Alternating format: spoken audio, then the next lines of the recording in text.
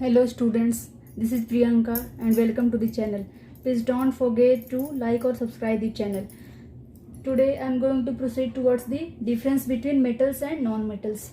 We did up to fourth difference and today I am going to start fifth difference between metals and non-metals. Metals, non-metals. Fifth difference is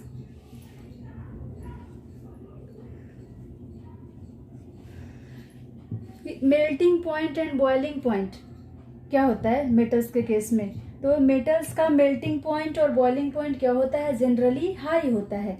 क्यों होता है high? पहले इसके पिछले वाले lecture में ये हम ऑलरेडी बता चुके थे कि इसके बीच मेटल्स के बीच में कौन सा बॉन्ड प्रेजेंट होता है? Metallic bonds. तो मेटेलिक बॉन्ड क्योंकि स्ट्रांग होता है तो इसके फोर्स ऑफ अट्रैक्शन को ओवरकम करने के लिए हमको ज़्यादा हीट सप्लाई करना पड़ेगा. ज़्यादा हीट सप्लाई करना पड़ेगा यानी इसका मेल्टिंग पॉइंट और बॉइलिंग पॉइंट दोनों क्या है? हाई हो जाता है. ठीक है. तो मेटल्स के केस में क्या होता है? मेटल्स जनरली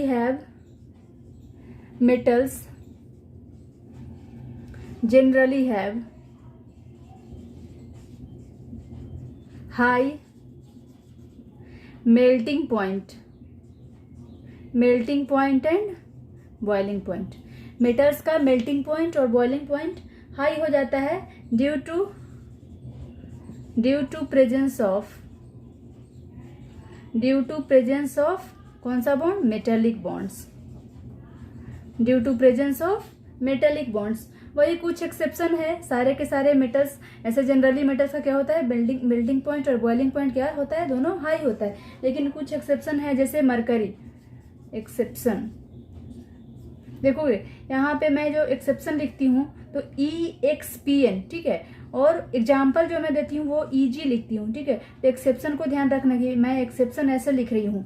सारे के सारे लेक्चर में मैं एक्सेप्शन को इस तरह से लिख रही हूँ तो आप लोग इसको एग्जाम्पल ना समझे, एक्सेप्शन समझे. ठीक है.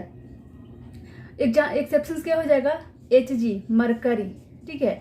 मरकरी का क्या होता है? मेल्टिंग पॉइंट और बॉइलिंग पॉइंट लो होता है क्योंकि मरकरी क्या होता है?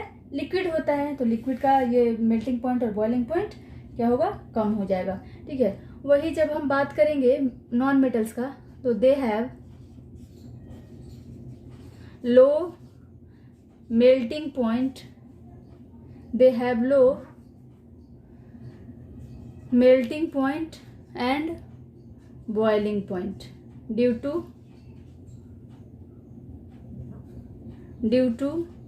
किसके कारण? ड्यू टू प्रेजेंस ऑफ कौन सा फोर्स? किस टाइप का फोर्स इसमें प्रेजेंट होता है नॉन मेटल्स में? Weak van der Waals force. Weak van der Waals force कहने का मतलब ही है ये वीक है. तो इसके अंदर क्योंकि नॉन मेटल्स के केस में क्या होता है? नॉन मेटल्स का जो बॉन्ड होता है वो वीक वॉन्डरवॉल फोर्स होता है. उसमें बॉन्ड जो होता है वीक होता है जिसके वजह से इसके फोर्स ऑफ अट्रैक्शन को ओवरकम करने के लिए हमको कम हीट सप्लाई करना पड़ता है, कम हीट देना पड़ता है. तो इसका मेल्टिंग पॉइंट और बॉइलिंग पॉइंट दोनों क्या हो जाता है? लो होता है. ऐसे भी वीक वॉन्डरवॉल फोर्स कहने का मतलब ही होता है क्या? वीक पहले ही लगा दिया है. ठीक है. तो वीक का मतलब कमजोर. ठीक है. तो they have low melting and boiling point due to presence of van der Waals force. Presence of लिख लो weak van der Waals force.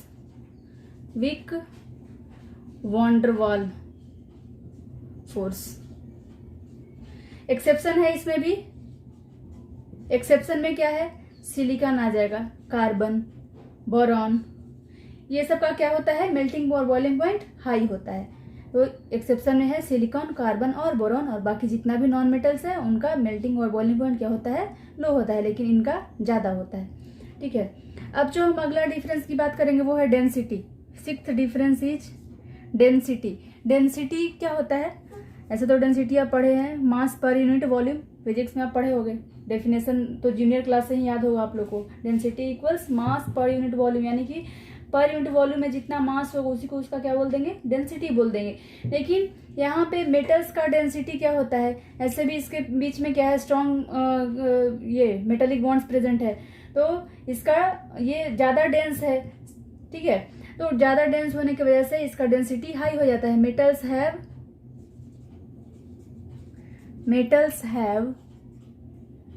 High density, metals का डेंसिटी क्या होता है, हाई होता है। एक्सेप्शन में है, इसमें एक्सेप्शंस में क्या आ जाएगा, सोडियम, पोटेशियम, ये सबको किससे, चाकू से भी हम लोग काट सकते हैं। Can be cut with knife. तो इसका डेंसिटी क्या है, सोडियम और पोटेशियम का डेंसिटी क्या है, लो है। बाकी जितना भी मेटल्स है उनका डेंसिटी क्या हो जाता है, हाई हो जाता है। और इसमें नॉन मेटल्स के केस में क्या होगा, दे हैव लो डेंसिटी होता है इनका। एक्सेप्शन में क्या आ जाएगा, एक्सेप्शन में है डायमंड आप पढ़ चुके हो इसके पिछले वाले लेक्चर में। ये डायमंड क्या होता है, हार्डेस्ट नॉन सब्सटेंस होता है, ठीक है। तो इसका डेंसिटी क्या हो जाएगा, हाई हो जाएगा। अगला जो डिफरेंस की बात करेंगे वो है क्या, वो है हमारा डक्टिलिटी का मतलब क्या होता है, if I am telling ductility का मतलब the property of metal due to which it can be drawn into thin wires. The property of metals due to which it can be drawn into thin wires, that is called ductility. तो ये metals के case में क्या होता है, ductility का definition पहले लिख लो, ऐसे आप जूनियर क्लास में या 8th क्लास में पढ़े होंगे। डक्टिलिटी क्या होता है, the property of metals due to which it can be drawn into thin wires. It can be drawn into thin wires is called ductility. इसी को क्या बोल देते हैं, डक्टिलिटी बोलते हैं। तो मेटल्स क्या होता है, डक्टाइल होता है। मेटल्स को हम लोग इसको कन्वर्ट करके थीन वायर्स में ये बदल सकते हैं, ठीक है। इसको ड्रॉ करके हम लोग बहुत पतला तार इसको बना सकते हैं, ठीक है। जैसे ये एग्जाम्पल की बात करेंगे, जैसे गोल्ड जो होता है वो मोस्ट मतलब सबसे ज्यादा डक्टाइल होता है। एग्जाम्पल ये है, एक्सेप्शन नहीं। गोल्ड क्या होता है, ये मोस्ट डक्टाइल, सबसे ज्यादा डक्टाइल क्या होता है, गोल्ड होता है, ठीक है। ये कहा जाता है कि 1 ग्राम गोल्ड से हम लोग जो है 2 किलोमीटर लंबा तार बना सकते हैं, 2 किलोमीटर लॉन्ग वायर बना सकते हैं एक ग्राम गोल्ड से, ठीक है। आप समझ सकते हो कितना पतला, मतलब कितना डक्टाइल ये है, कितना इसको तान सकते हैं, बहुत पतला इसका तार बना सकते हैं हम लोग। वही जब हम बात करेंगे इसका ये टंगस्टन का, ठीक है। टंगस्टन जो है, टंगस्टन से ऑलमोस्ट इनविजिबल वायर बना सकते हैं, इसका इनविजिबल वायर टंगस्टन से, ठीक है। तो ये मेटल्स का डक्टिलिटी प्रॉपर्टी की वजह से हम लोग ऐसा कर पा रहे हैं। वही एक्सेप्शन की बात करेंगे, इसमें भी ये दोनों एग्जाम्पल रहा, ठीक है। एक्सेप्शंस में क्या आ जाएगा, जैसे मरकरी, ये लिक्विड है तो इसका तार कैसे बनेगा, मरकरी हो जाएगा सोडियम, पोटेशियम, जिंक क्या हो जाता है, ये जो है ब्रिटल नेचर का होता है, ब्रेक कर जाता है, ब्रेक ऑन बीटिंग।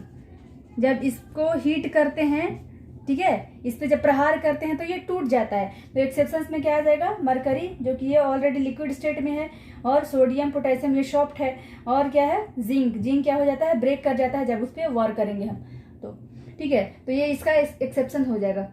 अब नॉन मेटल्स की बात करेंगे, तो non metals are not ductile, they are not ductile नहीं होता है, ठीक है। ये नॉन मेटल्स जो भी हैं वो डक्टाइल नहीं होते हैं, लेकिन इसमें भी एक एक्सेप्शन है। जैसे कार्बन फाइबर की हम बात करते हैं, तो कार्बन फाइबर जो है वो किस चीज से बना हुआ होता है, कार्बन एटम से बना हुआ होता है, लेकिन इसका जो तार का जो डायमीटर होता है वो कितना होता है, 5 से 10 माइक्रोमीटर के करीब होता है। इसका टेंसाइल स्ट्रेंथ बहुत हाई होता है। टेंसाइल स्ट्रेंथ जनरली हम किसमें पढ़ते हैं, मेटल्स का टेंसाइल स्ट्रेंथ पढ़ते हैं ना। तो टेंसाइल स्ट्रेंथ का मतलब क्या होता है कि वो होल्डिंग कैपेसिटी उसका कितना है, अगर उसको होल्ड करे, ठीक है, उससे अगर मतलब किसी चीज को लटका दे तो वो टूटे नहीं, ये होता है ये टेंसाइल स्ट्रेंथ। तो जनरली हम लोग मेटल्स में पढ़ते हैं कि मेटल्स का टेंसाइल स्ट्रेंथ हाई होता है। जैसे फैन जो लटका हुआ होता है, पूल जो बना हुआ होता है, तो वो मेटल से ही बना हुआ होता है, ठीक है। आयरन का पार्टिकल्स उसमें होता है, और कुछ भी जो भी है मेटल्स उसमें लगा हुआ है। तो ये टेंसाइल स्ट्रेंथ के ही वजह से क्या होता है कि पूल पे हम लोग चलते हैं, उतना जो है व्हीकल्स वगैरह चलता है, लेकिन पूल जो है टूटता नहीं आ रहा है। वो तो टूटने की बात है, वो मरम्मत नहीं हो पाता है, तो वो कभी कभी वो हो जाता है। लेकिन इतना हेवी लोड्स को वो कैरी करता है, वो कौन सी प्रॉपर्टी की वजह से, तो ये टेंसाइल स्ट्रेंथ की ही वजह से जो है वो पूल हमारा टूटता नहीं है। फैन जो है लटका हुआ होता है, देखते हो, तो वो भी क्या है, ये टेंसाइल स्ट्रेंथ की वजह से ही ये टूट नहीं पाता है, ठीक है। तो उसी तरह से हम इसमें ये देखते हैं कि कार्बन फाइबर एक्सेप्शंस में हम लोग देखेंगे। यहाँ पे क्या होता है, कार्बन फाइबर्स, ये क्या होता है कार्बन फाइबर्स, इसके बारे में थोड़ा सा जान ले हम लोग। तो दे आर फाइबर्स, ये फाइबर होता है किस चीज का, fibres made of carbon atom का बना हुआ होता है, जिसका डायमीटर कितना होता है, about having diameter about 5 to 10 micrometre, 5 to 10 micrometre, इतना डायमीटर इसका होता है, ठीक है। इसका टेंसाइल स्ट्रेंथ का होता है, क्या होता है, have high tensile strength. Tensile strength के बारे में आप लोग समझ गए, क्या होता है, holding capacity you can say. Tensile strength इसमें इसका कितना होता है, बहुत हाई होता है, ठीक है। लो वेट का ये होता है, वजन बिल्कुल लो होता है, हल्का होता है, ठीक है। और किस चीज में यूज होता है, एंड यूज्ड इन, किस चीज में यूज होता है इसका, यूज्ड इन, जैसे एरोस्पेस में यूज होता है, सिविल इंजीनियरिंग में यूज होता है इसका, सिविल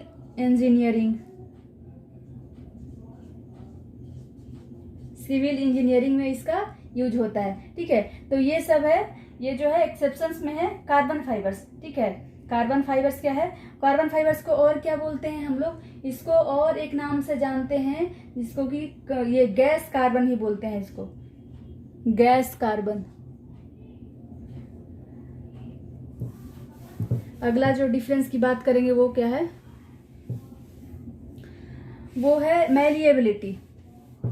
मैलिएबिलिटी किसको बोलते हैं, तो ये भी है property of metals due to which it can be beaten into thin sheet.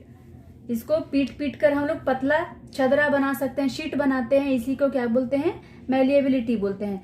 जैसे जो आयरन का आप लोग क्या देखे हो, शीट देखे हो, जिसमें जैसे दरवाजा वगैरह बनता है, खिड़की लगता है, तो ये सब जो शीट होता है वो किस प्रॉपर्टी की वजह से बना सकते हैं हम लोग, तो मैलिएबिलिटी प्रॉपर्टी की वजह से ही हम लोग ये मेटल्स का हम लोग शीट बना पाते हैं। तो 8th difference is malleability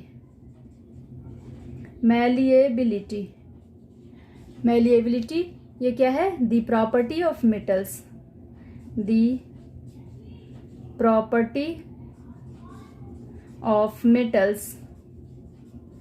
due to which it can be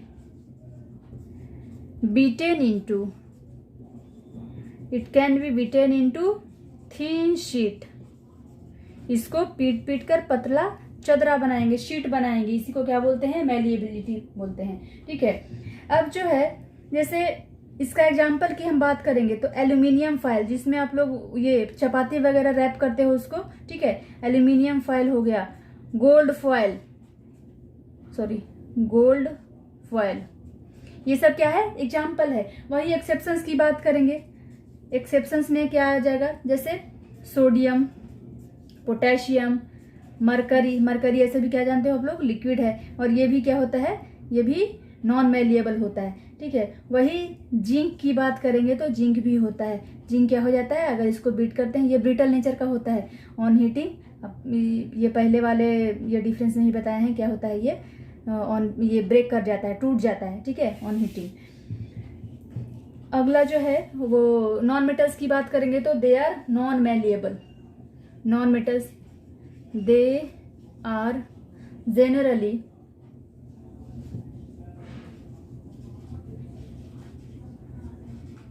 non malleable. Non malleable, ठीक है, ये नॉन मेलिएबल होता है। वही जब अगला डिफरेंस की बात करेंगे हम, वो है 9th डिफरेंस इज हमारा ब्रिटल, ब्रिटलनेस।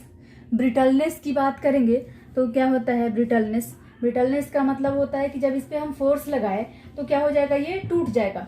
जैसे ही हम इस पे हम फोर्स लगाएंगे, वॉर करेंगे इस पे, तो क्या हो जाएगा, जब टूट जाएगा तो इस प्रॉपर्टी को क्या बोलेंगे, ब्रिटलनेस बोलेंगे। ब्रिटलनेस का मतलब पहले लिख लो, ब्रिटलनेस। ब्रिटलनेस का मतलब on applying force, on applying force it breaks, ये टूट जाता है। जब किसी भी चीज पे फोर्स लगाएंगे, ठीक है, उस पर प्रहार करेंगे और वो चीज टूट जाएगा तो उस नेचर को, उस प्रॉपर्टी को क्या बोलेंगे, उस सब्सटेंस के उस प्रॉपर्टी को क्या बोलेंगे, ब्रिटलनेस। वो ब्रिटल नेचर का है, ठीक है। जैसे मेटल्स क्या होता है, अब देखिए मेटल्स कैसा होता है, ये तो ब्रिटलनेस हो गया। अब मेटल्स क्या होता है, मेटल्स आर हार्ड।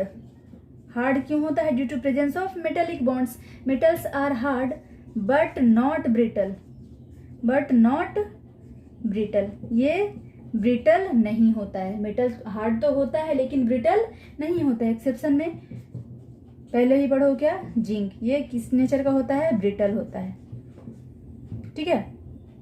वही जब हम नॉन मेटल्स की बात करेंगे तो क्या होता है, नॉन मेटल्स, जितना भी सॉलिड नॉन मेटल्स है, solid non metals, solid non metals जो भी है वो किस नेचर का होता है, ब्रिटल है।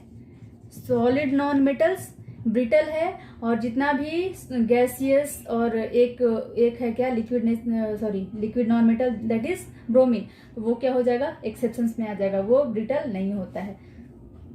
तो जितना भी सॉलिड नॉन मेटल्स है वो क्या होते हैं, ब्रिटल्स होते हैं। एक्सेप्शंस में, एक्सेप्शंस में क्या आ जाएगा,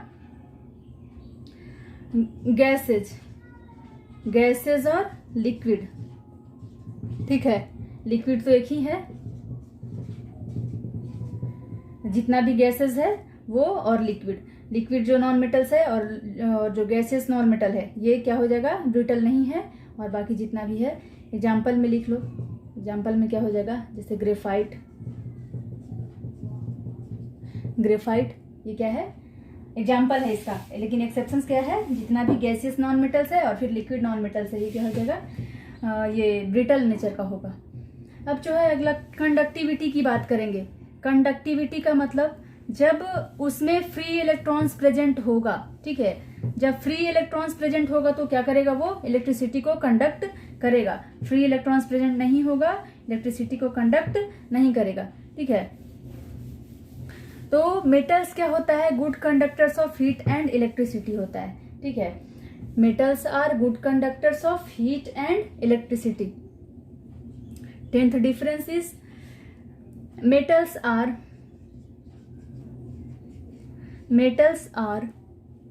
good conductors of heat and electricity। Heat और इलेक्ट्रिसिटी का ये अच्छा सुचालक है, ठीक है। जैसे एक्सेप्शंस में क्या हो जाएगा इसका, एक्सेप्शन में टंगस्टन, टंगस्टन, टंगस्टन में क्या होता है, क्या क्यों इसका ये एक्सेप्शन बन जाता है, क्योंकि टंगस्टन जो है बहुत हाई रेजिस्टेंस उत्पन्न करता है। ठीक है, हाई रेजिस्टेंस का मतलब क्या, किसी चीज में वो रुकावट डालता है। अगर इलेक्ट्रिसिटी के फ्लो में वो रुकावट डाल रहा है, इसका मतलब क्या है, वो क्या कर रहा है, रेजिस्टेंस, वो चीज है, रेजिस्टेंस है। तो टंगस्टन वही काम करता है, ये इलेक्ट्रिसिटी के फ्लो में क्या करता है, रुकावट डालता है। तो इसमें टंगस्टन में क्या होता है, it has high resistance, high resistance है तो ये इलेक्ट्रिसिटी को फ्लो करने नहीं देगा। ठीक है, तो जिसके वजह से टंगस्टन जो है ये एक्सेप्शंस में आ जाता है। और जितना भी मेटल्स हैं वो क्या हो जाएंगे, good conductors of heat and electricity. ठीक है, वही जब हम बात करेंगे नॉन मेटल्स का, तो they are bad conductors of heat and electricity. Heat और इलेक्ट्रिसिटी का ये क्या है, बैड कंडक्टर है। ठीक है, एक्सेप्शंस की बात करेंगे, तो इसमें फिर से कार्बन फाइबर क्या करता है, हीट और इलेक्ट्रिसिटी का अच्छा सुचालक होता है। ठीक है, ये इंसुलेटर नहीं होता है। और कार्बन फाइबर को और क्या बोलते हैं, पिछले इसमें हम नहीं लिख पाए थे, इसको और क्या बोलते हैं कार्बन फाइबर को, तो गैस कार्बन भी इसको बोलते हैं, गैस कार्बन।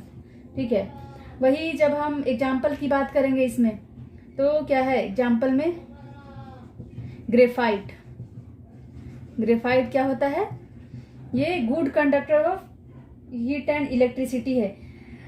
ग्रेफाइट क्या है, allotrope of carbon, sorry this is allotrope of carbon.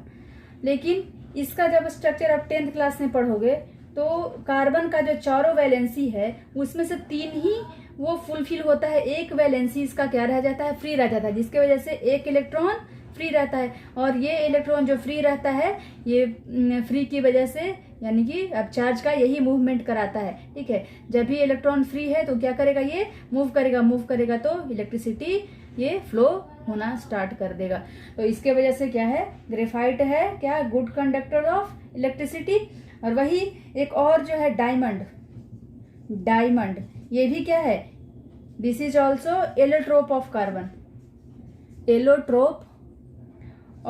Carbon. लेकिन इसका जो है स्ट्रक्चर ऑफ 10th क्लास में पढ़ोगे, इसमें जो कार्बन का चारों वैलेंसी है वो फुलफिल हो जाता है, एक भी इलेक्ट्रॉन जो है वो फ्री नहीं रह पाता है, जिसके वजह से ये क्या हो जाता है, diamond bad conductor of electricity. ये इलेक्ट्रिसिटी को कंडक्ट नहीं करता है। ठीक है, क्योंकि इसमें जो है फ्री इलेक्ट्रॉन नहीं प्रेजेंट है। आई बात समझ में। ठीक है, अगला जो हम डिफरेंस की बात करेंगे वो है टाइप्स ऑफ आयंस। तो मेटल्स किस टाइप के आयंस का फॉर्मेशन करते हैं और नॉन मेटल्स जो है किस टाइप के आयंस का फॉर्मेशन करते हैं। देखिए, मेटल्स में क्योंकि हम पढ़ चुके हैं कि क्या होता है, उसमें 1 2 उसके वैलेंस शेल में 1 2 3 इलेक्ट्रॉन प्रेजेंट होता है, जिसके वजह से वो अपने ऑक्टेट को पूरा करने के लिए क्या करता है, या तो 1 इलेक्ट्रॉन लूज करेगा, 2 इलेक्ट्रॉन लूज करेगा, या फिर 3 इलेक्ट्रॉन लूज कर देगा। ठीक है, तो क्योंकि इलेक्ट्रॉन को लूज करता है, ठीक है, अगर आप किसी को पैसा दे रहे हो, पैसा की बात करते हैं, मेरे पास पैसा बहुत ज्यादा है, ठीक है, अगर हम किसी को कर्ज दे रहे हैं तो हम ऋणी नहीं रहे, हम जो है वो जैसे हमेशा ये गर्व से कहेंगे ना, हम पैसा दिए हैं, लिए नहीं है। अगर कोई पैसा लेता है, ठीक है, तो वो हमेशा अपने आप को क्या समझेगा, गिरा हुआ समझता है, चलो हम मेरे पास पैसा नहीं है, तो हम जो है उससे तो मतलब आंकने में तो उससे कम ही है। ठीक है, तो यही बात आ जाती है इसमें इलेक्ट्रॉन्स में भी। तो जो इलेक्ट्रॉन का लूज करता है, यानी कि जो इलेक्ट्रॉन प्रोवाइड करेगा वो क्या हो जाएगा, इलेक्ट्रोपॉजिटिव नेचर का हो जाएगा, और जो इलेक्ट्रॉन को गेन करेगा वो क्या हो जाएगा, इलेक्ट्रोनेगेटिव नेचर का होगा। ठीक है, तो देखिए यहाँ पे 11th difference is types of ions. किस टाइप का आयंस का फॉर्मेशन करता है ये, तो मेटल्स लूजेस इलेक्ट्रॉन्स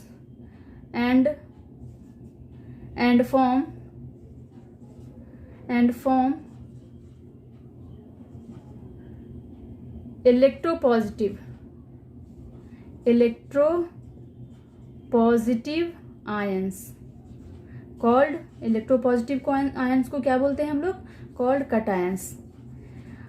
मेटल्स क्या करता है, अपने आउटर मोस्ट शेल में जो भी इलेक्ट्रॉन प्रेजेंट होता है वो अपने ऑक्टेट को पूरा करने के लिए उसको लूज कर देता है। लूज करने की वजह से ये क्या हो जाता है, इलेक्ट्रोपॉजिटिव नेचर का हो जाता है। इलेक्ट्रोपॉजिटिव मेटल्स को क्या बोलते हैं, कटायंस बोलते हैं, ठीक है।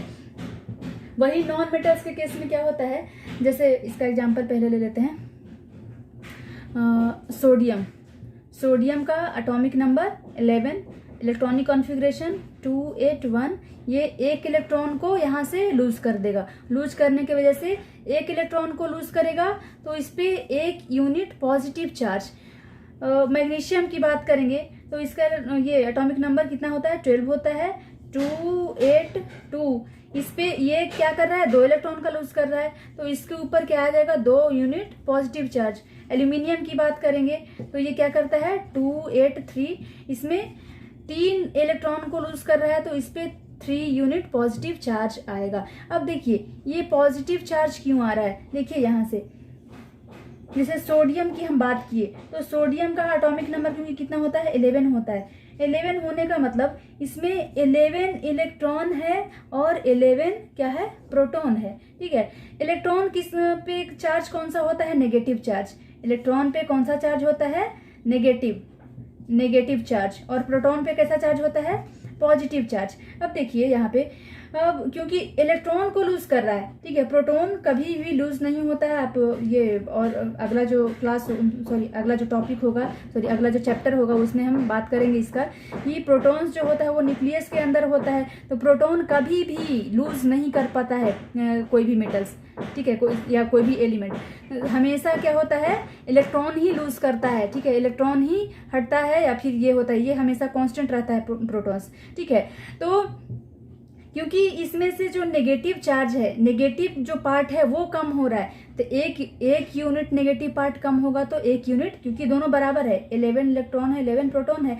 अब इसमें से अगर 1 यूनिट नेगेटिव चार्ज चला जाएगा तो ये डोमिनेंट हो जाएगा, यानी कि ये 1 यूनिट से बढ़ जाएगा। इसीलिए 1 इलेक्ट्रॉन को लूज किया तो इसके ऊपर 1 यूनिट पॉजिटिव चार्ज, 2 इलेक्ट्रॉन को लूज किया तो 2 unit positive charge, and 3 electron को लूज किया तो 3 यूनिट पॉजिटिव चार्ज हमको दिखता है, ठीक है। वही जब नॉन मेटल्स की बात करेंगे हम तो इसमें क्या होता है कि नॉन मेटल्स, या फिर इसे सिंपली लिखो, they gains electrons and they gain electron and form, क्या किस टाइप के आयंस को फॉर्मेशन करता है, and form electronegative ions called anions. Electronegative ions को क्या बोलते हैं, अनायंस बोलते हैं। नॉन मेटल्स क्या करता है, इलेक्ट्रॉन को गेन करता है, क्योंकि उसके आउटर मोस्ट शेल में या तो 4, 5, 6, 7 इलेक्ट्रॉन प्रेजेंट होता है, जिसके वजह से 4 को लूज करना, 5 को लूज करना, 6 को लूज करना और 7 को लूज करना ये बहुत डिफिकल्ट हो जाता है, कर ही नहीं सकता है। जिसके वजह से ये क्या चूज करता है, या तो इलेक्ट्रॉन को क्या करेगा, शेयरिंग करेगा, नहीं तो फिर गेन करेगा, क्योंकि इसके ऑक्टेट को पूरा करने के लिए ये तो शेयरिंग कर लेता है, कार्बन का ये जो होता है, ठीक है। जिसके भी आउटर मोस्ट शेल में 4 है तो क्या कर लेता है, शेयरिंग कर लेता है। 5 है तो क्या किसके लिए ये क्या आसान है, इसके लिए 3 इलेक्ट्रॉन को ये गेन कर लेता है। 6 है तो ये 2 इलेक्ट्रॉन को गेन कर लेता है। 7 है तो ये 1 इलेक्ट्रॉन को गेन कर लेगा। इस तरह से ये, क्योंकि नॉन मेटल्स क्या करते हैं, इलेक्ट्रॉन को गेन करते हैं, ठीक है, किसी से कर्ज ये ले रहा है, जिसके वजह से ये किस नेचर का हो जाता है, इलेक्ट्रोनेगेटिव नेचर का हो जाता है। और इलेक्ट्रोनेगेटिव नेचर के को क्या बोलते हैं, अनायंस बोलते हैं। अब देखिए इसमें हम ऑक्सीजन की बात करेंगे। ऑक्सीजन का एटॉमिक नंबर 8, 2 और 6, इसमें 6 इलेक्ट्रॉन है। ये क्या करेगा, 2 इलेक्ट्रॉन को गेन करेगा और O2 माइनस बनाएगा, ठीक है। इस तरह से ये बनाता है। और क्या, ये नाइट्रोजन की बात करेंगे तो इसका 5 होता है, ठीक है, 7, 2 और 5, ये क्या करेगा, 3 इलेक्ट्रॉन को गेन करेगा और ये 3 यूनिट नेगेटिव चार्ज इस पे आ जाता है नाइट्रोजन पे, ठीक है। अब जो है हम बात करने वाले हैं आगे, वो क्या है कि एटॉमिसिटी ये क्या होता है, एटॉमिसिटी क्या होता है। तो number of atoms present in a molecule is called atomicity, मतलब जितना एटम्स उसके साथ वो अटैच हो सकता है उस प्रॉपर्टी को क्या बोलते हैं, एटॉमिसिटी बोलते हैं। ठीक है। 12 एटॉमिसिटी। एटॉमिसिटी एटॉमिसिटी क्या होता है, number of atoms, number of atoms present in a molecule, present in a molecule. एक मॉलिक्यूल में जितना एटम वो होल्ड कर सकता है उसको क्या बोलते हैं, उसका एटॉमिसिटी बोलते हैं। तो मेटल्स क्या होता है, मेटल्स में बेसिकली मोनोएटॉमिक होता है। Metals in vapour state, metals in vapour state are monoatomic, monoatomic nature का ये होता है। ठीक है। जैसे एग्जांपल की बात करेंगे, सोडियम, पोटेशियम, ये सब सिंगल यानी कि मोनोएटॉमिक में एक ही एटम के फॉर्म में ये एग्जिस्ट कर सकता है। ठीक है। वही बात करेंगे हम नॉन मेटल्स की। तो नॉन मेटल्स क्या होता है, ये मोनोएटॉमिक में भी होता है, ये एक्सेप्शंस में है। डायएटॉमिक, ट्राइएटॉमिक, टेट्राएटॉमिक, पॉलीएटॉमिक, ये सारे फॉर्म में ये एग्जिस्ट कर सकता है। तो they are diatomic, diatomic, diatomic, triatomic, tetraatomic, polyatomic, polyatomic, ये सारे फॉर्म में ये प्रेजेंट होते हैं। ठीक है। जैसे एग्जांपल क्या हो जाएगा, Cl2। ठीक है। Cl2N2O3, ये इसका क्या है, ये डायएटॉमिक है क्योंकि इसमें दो मॉलिक्यूल्स है, दो एटम्स प्रेजेंट है। ये है भी डायएटॉमिक क्योंकि इसमें दो एटम्स प्रेजेंट है। ये है ट्राइएटॉमिक। ठीक है। P4 ये क्या हो जाएगा, इसको पॉलीएटॉमिक बोलेंगे या फिर टेट्राएटॉमिक, पॉलीएटॉमिक। वही एग्जाम्पल क्या हो जाएगा, एक्सेप्शन क्या हो जाएगा इसका, एक्सेप्शंस में जितना भी नोबल गैसेज हैं, नोबल गैसेज वो किस फॉर्म में होते हैं, मोनोएटॉमिक के फॉर्म में होते हैं। जैसे हीलियम, नियन, आर्गन, ये सब सारे के सारे क्या हैं, नॉन मेटल्स ही हैं लेकिन ये मोनोएटॉमिक हैं। ये सारे क्या हैं, मोनोएटॉमिक। क्या होना चाहिए था, डाई, ट्राई, टेट्रा, पॉली, जो भी होना चाहिए था वो सब होना चाहिए था, लेकिन जितना भी नोबल गैसेज हैं वो किस फॉर्म में होते हैं, वो मोनोएटॉमिक के फॉर्म में प्रेजेंट होते हैं। अब यहाँ पे कर लेंगे nature of oxides. Nature of oxides, किस टाइप का ऑक्साइड्स का फॉर्मेशन ये करता है। तो मेटल ऑक्साइड्स जो होता है, मेटल्स का जो भी ऑक्साइड होता है वो बेसिक नेचर का होता है। मेटल्स का ऑक्साइड जो होता है वो metal oxides are basic in nature, basic nature का होता है ये मेटल का ऑक्साइड्स। ठीक है।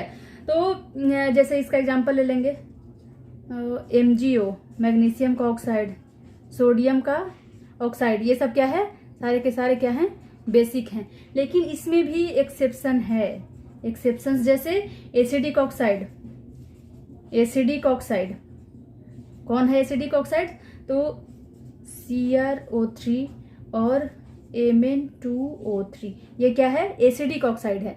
क्या होना चाहिए था, मेटल ऑक्साइड्स को बेसिक नेचर का होना चाहिए था, लेकिन एक्सेप्शंस में क्या है, एसिडिक ऑक्साइड्स भी हैं, जैसे क्रोमियम का ऑक्साइड और फिर मैंगनीज का ऑक्साइड। ये दोनों कौन सा ऑक्साइड है, एसिडिक नेचर का है। वही एम्फोटेरिक का मतलब having behaviour of both acid and base, यानी कि ये एसिड और बेस दोनों नेचर का होता है। जो भी एम्फोट्री, एम्फी मतलब 2 होता है, एम्फी का मतलब 2, यानी कि जो बोथ, एम्फी मतलब बोथ, यानी कि जो बोथ बिहेवियर शो करता है लाइक एसिड एंड बेस, उसको क्या बोलेंगे, एम्फोटेरिक बोलते हैं। तो जैसे एल्यूमिनियम का ऑक्साइड्स, लेड का ऑक्साइड, जिंक का ऑक्साइड जो भी रहेगा ये एम्फोटेरिक नेचर का होता है। जैसे oxides of Al2O3, ZnO zinc oxide, lead oxide, ये सब क्या है, एम्फोटेरिक नेचर का है। वही जब हम बात करेंगे नॉन मेटल्स का, तो non metals they are acidic in nature, they are acidic in nature. Nature में क्या होता है, ये एसिडिक होता है। जैसे एग्जाम्पल की बात करेंगे इसमें तो क्या हो जाएगा, NO2, CO2, ये सब क्या है, एसिडिक नेचर का है। वही एक्सेप्शंस की बात करेंगे इसमें भी, जैसे न्यूट्रल ऑक्साइड्स भी प्रेजेंट होता है, न्यूट्रल ऑक्साइड्स, ठीक है। न्यूट्रल ऑक्साइड्स में क्या आ जाएगा, जैसे water, carbon monoxide, NO, N2O, ये सब किस नेचर का है, ये न्यूट्रल ऑक्साइड्स है, यानी कि ना ही एसिडिक नेचर शो करता है, ना ही बेसिक नेचर शो करता है। तो ये रहा आपका डिफरेंस। Thank you.